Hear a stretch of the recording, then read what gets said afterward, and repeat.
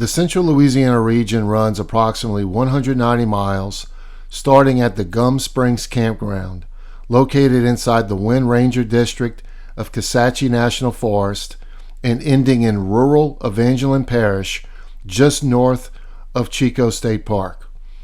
This region includes 3 sections of the trail, with the first being the Natchitoches Area. On day 9 of your through hike, you will be traveling through the Winn Ranger District for approximately 20 miles along forest roads before ending the day in the community of St. Maurice.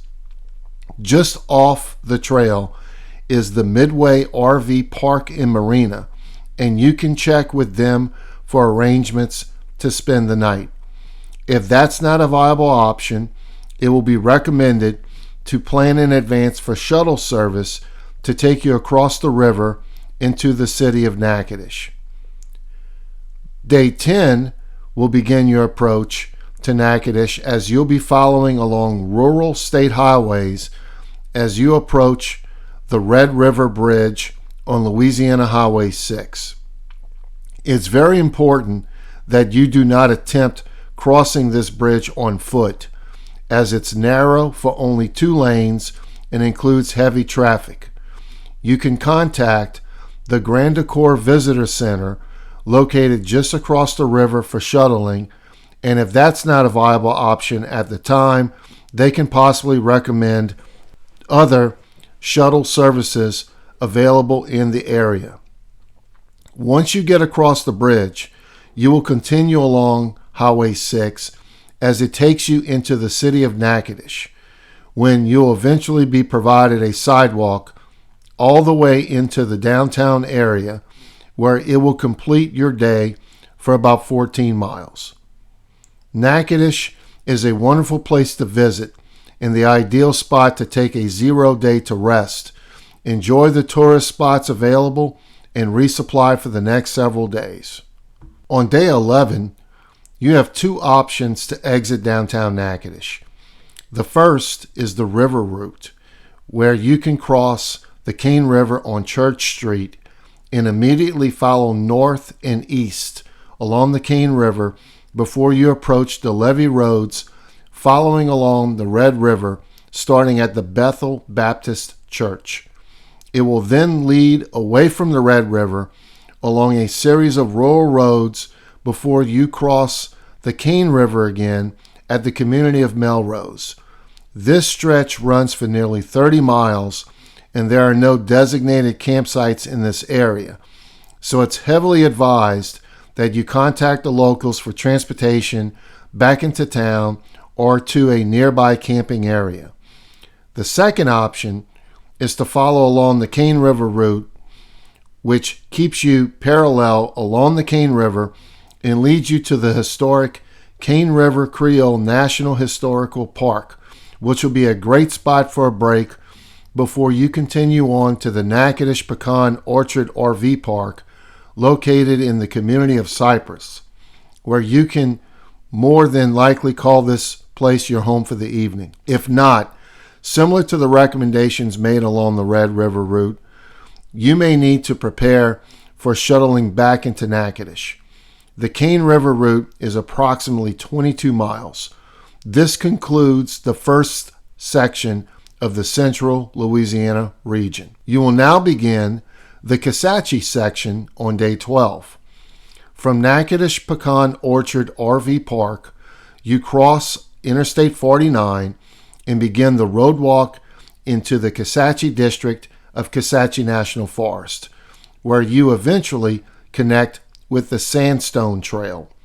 This is where you'll get to enjoy nature trail walking for the rest of the day, as it will lead you to the first of 3 designated campsites, which is the Coral Camp. This campground has vault toilets and several spots available for tents. Day 12 will run you for approximately 14 miles. On day 13, you'll continue along this nature trail section, passing 2 other campsites before you exit the Sandstone Trail section at the Longleaf Vista Byway. You'll follow the byway for just a couple of hundred yards before you exit the road and quickly approach one of the greatest sections of the entire trail, which is the Backbone Trail section. For the next 7 miles, you'll experience views that you'd never would associate with Louisiana, as you'll follow along a ridge highlighted by the beautiful overlook within the last 3 miles of your day.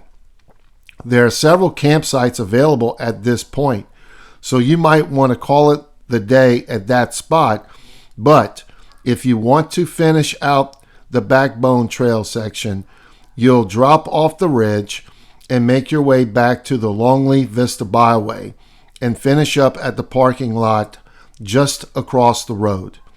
There are a few primitive campsites available near the parking lot, and this will conclude day 12 for 14 miles. On day 13, you'll start your day on the Caroline-Dorman Trail for 6 miles before exiting onto forest roads. If you have extra time, the Kisatchie Bayou Campground is only 4 miles away from the Bayou State Trail and is one of the best campsites that Kisatchie National Forest has to offer. You'll continue along forest roads before merging onto an unpaved dirt road that becomes paved in the community of Moore. From there, it's your decision on where you'd like to stop for the evening, as there are several churches over the next few miles that you can connect to, possibly get permission to spend the night. Along that stretch is the Country Corner, the only store directly on this section of the trail, and it has plenty of items for resupply and hot food, so take advantage of it while you can, since you're still a day and a half away from any nearby stores. The recommended stopping point to maximize your day is the community of Clifton, where they have a couple of churches, and it serves as the midway point between the parking lot of the Caroline-Dorman Trail and the final destination to day 14, which is the Valentine Lake Recreational Area. If you hike to Clifton on day 13, your total mileage will be approximately 22. Day 14 continues along the same road for a few miles before you reach Highway 28, which is a 4-lane highway. You'll follow that highway for approximately 3 miles before crossing onto rural roads that eventually lead you back into Kisatchie National Forest.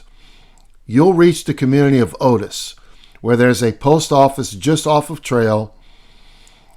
You'll eventually reach the Calcasieu district of Kisatchie National Forest, where you'll begin to experience non-paved roads leading up to your final destination of the day, the Wild Azalea Trail.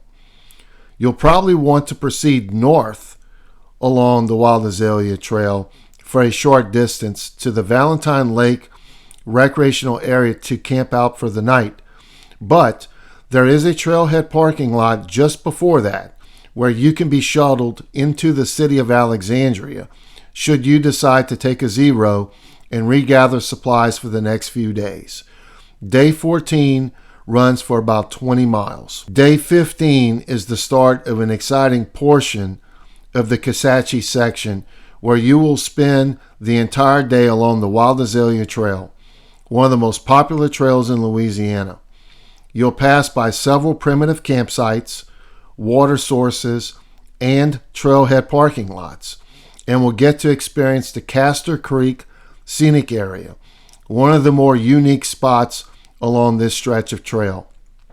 If you're lucky and get to hit this section of the trail in March or April, you'll have the opportunity to view the wild azaleas in bloom, which is the reason behind this trail's name. Depending upon how far you'd like to hike on day 15, you'll begin reaching a series of water sources and campsites once you cross Hamp Smith Road near mile 13 for the day, as there are several campsites located along tributaries. The final campsite area will be around the 17-mile mark, and you should stop there since there aren't any other clear campsites at this time for the remainder of the Wild Azalea Trail. The recommended stopping point would be at one of the campsites along Living Loving Creek, which would make around 15 miles for day 15.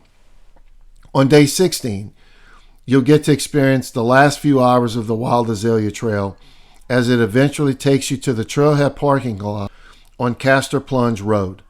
From there, you'll begin the road walk into the town of Woodworth, a great place to resupply and get a hot meal, where there are several locations just a few blocks off trail. You'll continue on sidewalk and rural roads out of Woodworth before you re-enter Kisatchie along dirt roads before approaching the next nature trail section, which serves as part of the North Claiborne Loop, used for hikers and ATVs. This 2-mile stretch brings you straight to the Loran Campground, which has vault toilets and several designated campsites available for spending the night.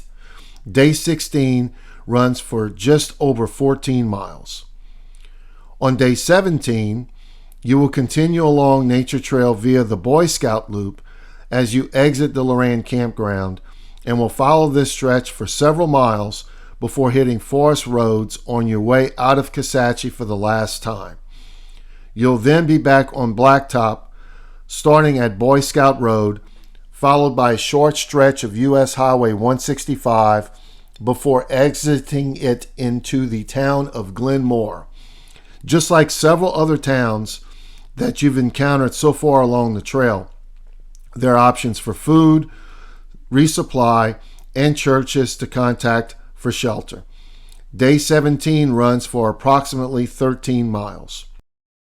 Day 18 includes the final section of the Central Louisiana region, which is the Crossroads Section.